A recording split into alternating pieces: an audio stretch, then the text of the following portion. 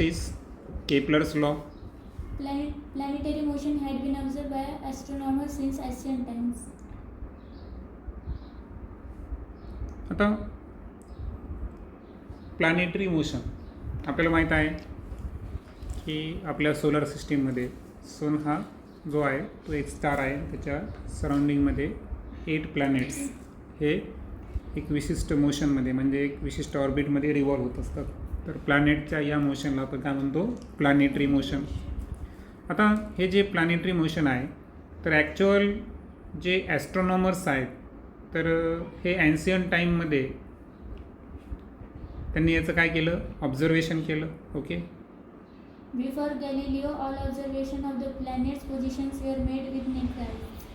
आणि आपल्याला माहीत आहे की गॅलिलिओ ज्यांनी टेलिस्कोप तयार केलं, बरोबर आहे का. पण त्याच्या अगोदर जर पाहिलं आपण तर प्लॅनेटच्या वेगवेगळ्या टाईम ड्युरेशनमध्ये ज्या वेगवेगळ्या पोझिशन्स असतील तर त्याचं ऑब्झर्वेशन हे सरळ सरळ कशा साहाय्याने केलं जायचं, नेक आय मीन्स ओपन आयच्या साहाय्याने केलं जायचं. त्या ठिकाणी कोणत्याही प्रकारचे इन्स्ट्रुमेंट्स किंवा कोणतेही जसं की आज जसं आपण टेलिस्कोप वगैरे अवेलेबल आहे तसे काही फॅसिलिटीज होते का, नाही.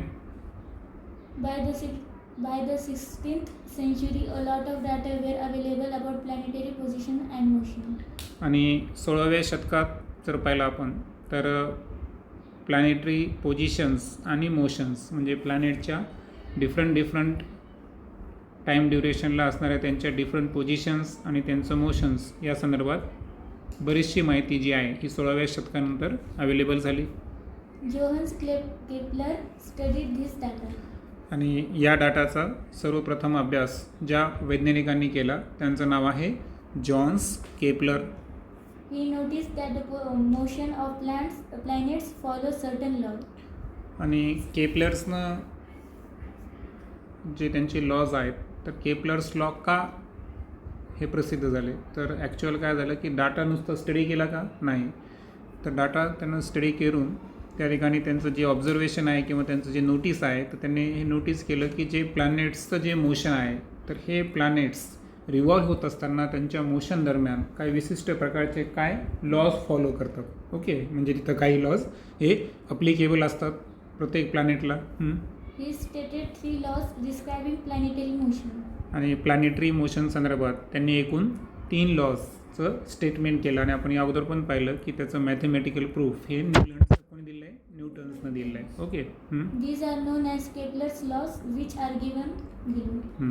आणि केपलर लॉचा तर आपण अभ्यास करणार आहोत, परंतु त्या अगोदर एक कन्सेप्ट आहे तर ते आहे इलिप्स. तर इलिप्स काय आहे ते आपण समजून घेऊ. An ellipse is the curve obtained when a cone is cut by an inclined plane. आता फिगरमध्ये जर पाहिलं तुम्ही तर टॉप पोझिशनला तुम्हाला एक कोन दिसेल, आहे का कोन. तर त्या कोनमधून एक सर्क्युलर कर्व जो आहे तर तो काय केलेला आहे, ऑब्टेन केलेला आहे, बरोबर, इन्क्लिन प्लेनवर. आणि त्यालाच काय म्हणायचं, इलिप्स म्हणायचं. It has 2 focal points.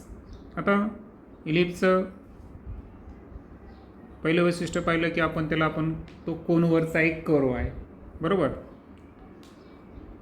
ज्याला आपण इन्क्लिन प्लेनच्या साहाय्यानं कट केलं. आणि दुसरं वैशिष्ट्य पाहिलं की जे इलिप्स आहे तर त्याला किती फोकल पॉईंट्स आहेत, 2 फोकल पॉईंट्स आहेत. जसं की फिगरमध्ये तुम्हाला F1 आणि F2 असे 2 फोकल पॉईंट दिसतील. The sum of the distance to the 2 focal points from every point on the curve is constant. आता आपण जर 2 फोकल पॉईंट जे आहेत तर त्यांच्या डिस्टन्सची जर आपण बेरीज केली, okay, sum of the distance to the 2 focal point from every point on the curve, म्हणजे कोणताही एका ठिकाणी जर आपण सर्क्युमफरन्सवर म्हणू आपण एक पद्धतीचं, ठीक आहे, कर्वचा काय आहे सर्क्युमफरन्स, तिथं एक पॉईंट ऑब्टेन करायचा आणि त्या पॉईंटपासून दोन्ही फोकल पॉईंटचा आपण काय करायचं आहे, डिस्टन्स मेजर करायचा आहे. जसं की तुमच्या फिगरमध्ये ए पॉईंट जर आपण गृहीत धरला तर ए पासून पहिल्या फोकल पॉईंटचं डिस्टन्स असेल AF1 आणि दुसरं असेल AF2. तर याचं जे डिस्टन्स याचं जे समेशन आहे हे कशाचे इक्वल असेल, BF1 plus BF2 CF1 plus CF2. म्हणजे कर्ववरचा कोणताही पॉईंट घ्या आणि 2 फोकल पॉईंटपर्यंतचे डिस्टन्स आहे तर त्या डिस्टन्सची जर आपण ॲडिशन केली तर प्रत्येक वेळेस ती ॲडिशन ते समेशन कसं असणार या ठिकाणी कॉन्स्टंट असणार. F1 and F2 are two focal points of the ellipse shown in figure 1.3. आणि फिगर 1.3 मध्ये दिलं आहे तुम्हाला नाव इलिप्स. आणि ओव्हरऑल जर पाहिलं आपण तर इलिप्स हे अशा प्रकारचा एक कर्व आहे की ज्याच्यावर किती फोकल पॉईंट प्रेझेंट आहेत 2, ज्याला आपण F1 आणि F2 कन्सिडर केलं. If A, B and C are 3 points on the ellipse, then AF1 plus AF2 is equal to BF1 BF2 plus is equal to CF1 plus CF2. म्हणजे तुम्हाला काय करायचं, कर्ववरचा कोणता एक पॉईंट घ्यायचा आणि तिथून फोकल पॉईंटचे 2 डिस्टन्स असणार तुमच्याकडे, बरोबर आहे का. आणि त्याचं जर ॲडिशन केलं आपण तर कोणत्याही अनदर पॉईंटपासून आपण फोकल पॉईंटचे जे डिस्टन्स सायमल्टेनियसली घेऊन त्याचं समेशन घेऊ तर प्रत्येक वेळेस ते काय असणार या ठिकाणी कॉन्स्टंट असेल. आणि तशा पद्धतीच्या जॉमेट्रिक कर्वला काय म्हणायचं आपण, इलिप्स म्हणायचं. आता हे झालं मॅथमॅटिकली. आता हे इलिप्स आपण का शिकलो हे आता आपल्याला पुढं डिस्कस करायचं आहे. सर्वप्रथम आपण डिस्कस करू Kepler's first law. The orbit of a planet is an ellipse with the sun at one of the foci. आता कोणत्याही प्लॅनेटची जर आपण कक्षा पाहिली, ऑर्बिट पाहिलं तर हे एक प्रकारचं काय असतं, इलिप्स असतं with the sun at one of the foci. आणि 2 फोकायपैकी जसं की आपण 2 फोकल पॉईंट पाहिले या ठिकाणी, त्यापैकी कोणत्या तरी एक पॉईंटला कोण सिच्युएटेड आहे, सन सिच्युएटेड आहे. लक्षात आलं, फोकाय पॉईंटला कोण आहे, सन. आणि तिथे जो इलिप्स क्रिएट होईल तर तो इलिप्स असेल प्लॅनेटची ऑर्बिट असेल तो. Okay, so orbit of a planet, कोणत्याही ग्रहाची जी कक्षा आहे तर ती एक इलिप्स आहे. आणि त्या इलिप्सचा फोकल पॉईंट आपल्याला कोण कन्सिडर करायचा आहे, स्वतः सन कन्सिडर करायचा आहे. म्हणजे सन त्या फोकल पॉईंटला सिच्युएटेड आहे असं आपण कन्सिडर करणार. Next Figure 1.4 shows the elliptical orbit of a planet revolving around the sun. आणि फिगरमध्ये आपण पाहू शकतो की एक प्लॅनेट आहे की जो सनच्या सराउंडिंगमध्ये रिव्हॉल्व होत आहे. आणि रिव्हॉल्व होत असताना जी कक्षा आहे ती अंडाकृती आहे. म्हणजे कोणत्या टाईपची आहे, इलिप्टिकल ऑर्बिट आहे. The position of the sun is indicated by S. आणि सनची जी पोझिशन आहे त्याला आपण कशाच्या साहाय्यानं रिप्रेझेंट केलेलं आहे, एसच्या साहाय्यानं कन्सिडर केलेलं आहे. आता जरी इथं आपण सन एसच्या साहाय्यानं कन्सिडर केलं असेल, परंतु एक लक्षात ठेवायचं आहे की इथं काय आहे, ऑलरेडी एक फोकाय प्रेझेंट आहे, तिथं सन सिच्युएटेड आहे. ओके, वन ऑफ द फोकाय हे आपण ऑलरेडी फर्स्ट लॉमध्ये मेन्शन केलेलं आहे. सो फर्स्ट लॉ फार सिम्पल आहे. पहा, फर्स्ट लॉ जो रिलेटेड आहे तो आहे प्लॅनेटच्या ऑर्बिट संदर्भात.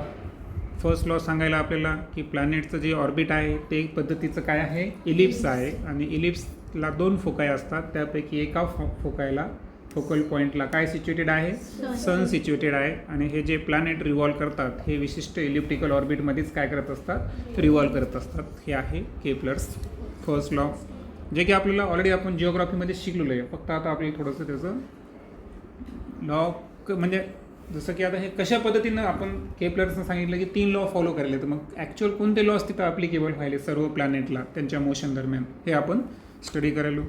त्यानंतर Kepler's second law. The line joining the planet and the sun sweeps equal areas in equal intervals of time.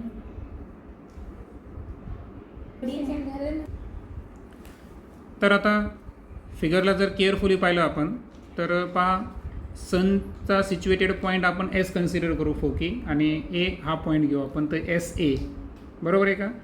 तर ही एक लाईन आपण जी आहे तर ए पासून तर फर्स्ट टाईम इंटरवलमध्ये जो प्लॅनेट आहे तो कोणत्या पोझिशनपर्यंत गेला, बी पोझिशनपर्यंत. त्यानंतर C position to D position हा जो एरिया नंबर 2 दाखवलेला आहे. आणि त्यानंतर थर्ड आहे ई पासून तर एफपर्यंत हा एरिया नंबर 3. आता या A to B, C to D आणि ई टू एफ हे जे 3 तुम्हाला या ठिकाणी एरियाज दिसतात, एरिया 1 आणि 2 आणि 3, तर यांचं 2 वैशिष्ट्य आहे की पहिलं तर यांचं टाईम इंटरवल सेम आहे, जसं की आपण 1 मंथ कन्सिडर करू. आणि त्यानंतर त्यांनी स्वीप आउट केलेला एरियासुद्धा कसा आहे, इक्वल आहे. आणि यावरून केप्लरचा सेकंड लॉ तयार होतो की त्याच्यानुसार जर गेलो आपण तर जी लाईन ॲक्च्युअल प्लॅनेट आणि सनला काय करते, जॉईन करते, ती लाईन जी आहे ही इक्वल इंटरवल ऑफ टाईममध्ये इक्वल एरिया ही काय करते, स्वीप आउट करते. म्हणजे जसं की आपण 1 मंथ हा इक्वल टाईम इंटरवल प्रत्येक वेळेस जर कन्सिडर केला असेल तर प्रत्येक वेळेस 1 मंथमध्ये स्वीप केलेला जो एरियासुद्धा आहे त्या लाईननं तो सुद्धा एरिया कसा असला पाहिजे, इक्वलच असला पाहिजे. AB and CD are distance covered by the planet in equal time, that is after equal interval of time the position of the planet starting from A and C are shown by B and D respectively. आता AB तर A पासून तर B पर्यंत आणि CD अर्थातच C पासून तर D पर्यंत प्लॅनेट जे आहेत हे इक्वल टाईममध्ये काय झालेले आहेत, त्यांनी तितकं डिस्टन्स कव्हर केलेला आहे आणि तो आपण आपल्या रेफरन्ससाठी किती कन्सिडर केला आहे, 1 मंथ कन्सिडर केला. याचाच अर्थ असा आहे की इक्वल इंटरवल ऑफ टाईम नंतर ज्या पोझिशन्स आहे प्लॅनेटच्या, तर प्लॅनेट ए पोझिशनपासून 1 मंथमध्ये कुठपर्यंत गेला, बी पर्यंत गेला. त्यानंतर 1 मंथमध्येच तो सी पासून कुठपर्यंत गेला, डी पर्यंत गेला. आणि त्यानंतर सनच्या अलॉंग जर आपण त्यांचे एरियाज काढले तर हे एरियाज कसे असले पाहिजे, इक्वल असले पाहिजे. And so finally The straight lines AS and CS sweeps equal area in equal interval of time, that is area ASB and CSD are equal. आता लाईन AS घेऊ आपण पहिली. तर AS लाईननं 1 मंथमध्ये ती कुठपर्यंत गेली, SB या लाईनपर्यंत गेली. तीच लाईन आपण पुढे घ्यायची, लक्षात आलं रेफरन्ससाठी. आणि त्यानंतर लाईन जी दुसरी आहे CS ही सुद्धा कुठपर्यंत गेली, DS पर्यंत पुढे गेली.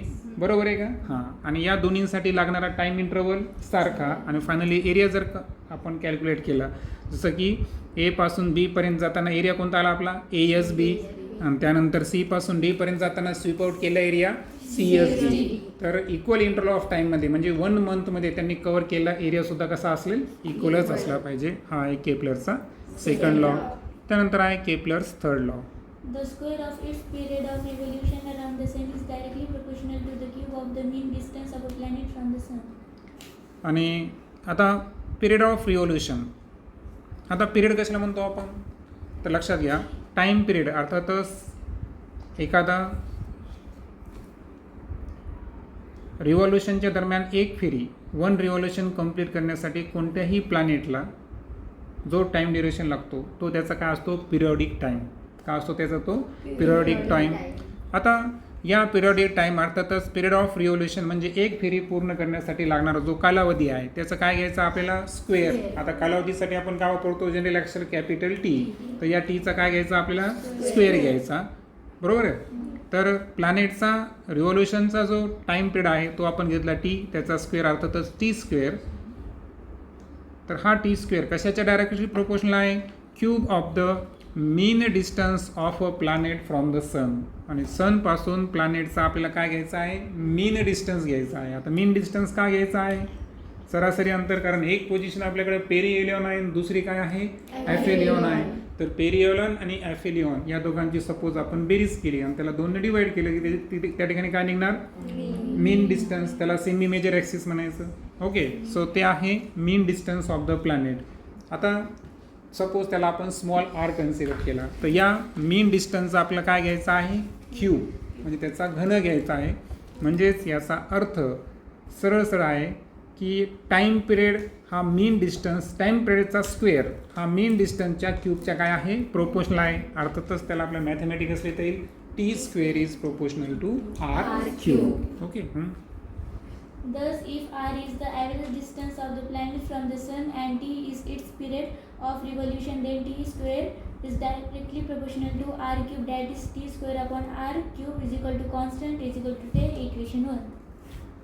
आणि स्मॉल r जे आहे त्याला आपल्याला प्लॅनेटचा आपण ॲव्हरेज डिस्टन्स किंवा त्याला आपण मीन डिस्टन्स कन्सिडर केलं होतं सनपासून, तर ते कन्सिडर केलं.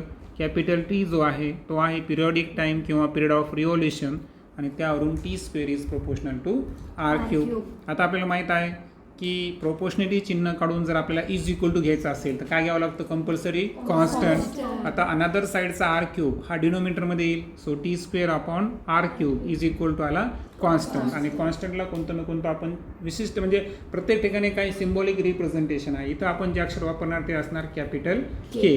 आणि सो आपला फॉर्म्युला असेल T² upon R³ is equal to K. Kepler obtained this law simply from the study of the position of the planets obtained by regular observations. आता केपलरनं हे जे 3 लॉज तयार केले तर ॲक्च्युअल प्लॅनेटच्या पोझिशन संदर्भातली जी स्टडी होती तर ही स्टडी त्यांना जेव्हा रिप्रेझेंट केली तर त्यावेळेस काही स्पेशल ऑब्झर्वेशन होतं का? नाही. तर हे त्याचं कोणतं होतं? रेग्युलर ऑब्झर्वेशनवरून हे रूल्स सिम्पली तयार केले आहेत. He had no explanation as to why planets obeyed these laws. Loss तर रिप्रेझेंट केलं परंतु त्यामागचं जे रिझन आहे ते सांगता आलं का? नाही. We will see below how these laws helped Newton in the formulation of his theory of gravitation. आणि नेक्स्ट लेक्चरमध्ये आपण बघणार आहोत की हे जे केपलर्सचे लॉज आहेत तर यामध्ये आपल्याला न्यूटनची जी मॅथमॅटिक्स आहे अर्थातच फॉर्म्युलेशन जे आहे थेरी ऑफ ग्रॅव्हिटेशन ते कशा पद्धतीनं आपल्याला उपयोगी येईल आणि त्यावरून आपण पाहू की मॅथमॅटिकली न्यूटन्सनं कशा पद्धतीने ते लॉस जे आहे ते मॉडिफाय केलेले आहेत. ओके, नेक्स्ट लेक्चरमध्ये आपण Newton's universal law of gravitation संदर्भात डिस्कस करू.